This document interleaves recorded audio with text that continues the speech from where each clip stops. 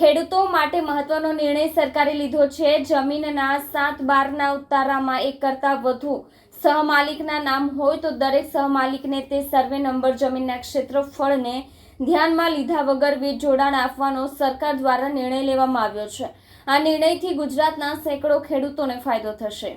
પ્રવર્તમાન જોગવાઈ મુજબ ખેતી વિષયક નવું વીજ જોડાણ મેળવવા માટે 7/12ના ઉતારામાં એક કરતાં વધારે સહમાલિકના નામ હોય તો નોટરાઇઝ્ડ સ્ટેમ્પ પેપર ઉપર સહમાલિકનું સંમતિ પત્રક મેળવવાની રહેતી હતી, જેના કારણે ખાસ કરીને આદિજાતિ વિસ્તારોમાં વધુ વારસદારો હોવાથી આંતરિક વહેંચણી કરેલ હોય પરંતુ મહેસૂલી નોંધ ન હોવાના કારણે ખેતી વિષયક નવું વીજ જોડાણ મેળવવા માટે મુશ્કેલીઓ પડતી હતી।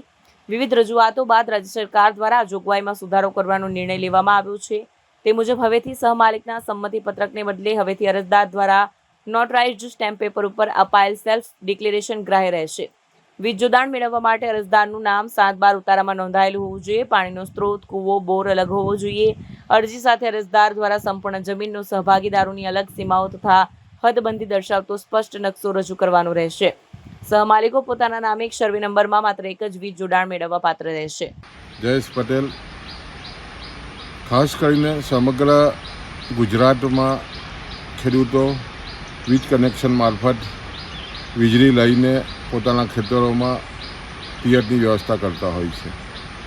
ઘણા લાંબા સમયથી ખેડૂત આગેવાનોને અને ખાસ કરીને જે આદિવાસી સમાજ, જે નાના નાના ખેડૂતો છે એના સમુદાયના ધારાસભ્યોશ્રી તરફથી ખૂબ જ યોગ્ય રજૂઆત હતી કે વીજ કનેક્શનો લેવા માટે 7/12ના ઉતારામાં વધારે ખેડૂતના નામો હોવાને કારણે તમામ ખેડૂતોની સંમતિને કારણે ખાસ કરીને નાના ખેડૂતોને વીજ કનેક્શનો મળી શકતા નથી ને વર્ષો લાગી ગયા છે।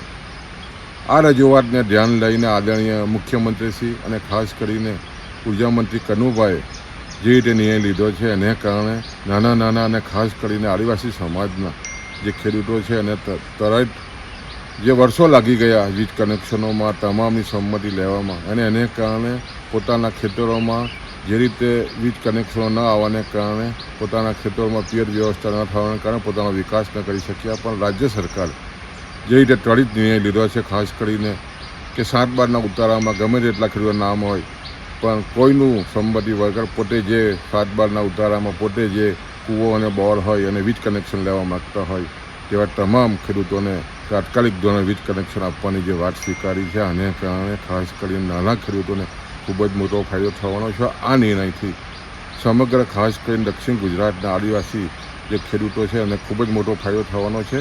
આ નિર્ણયને અમે વધાવીએ છીએ।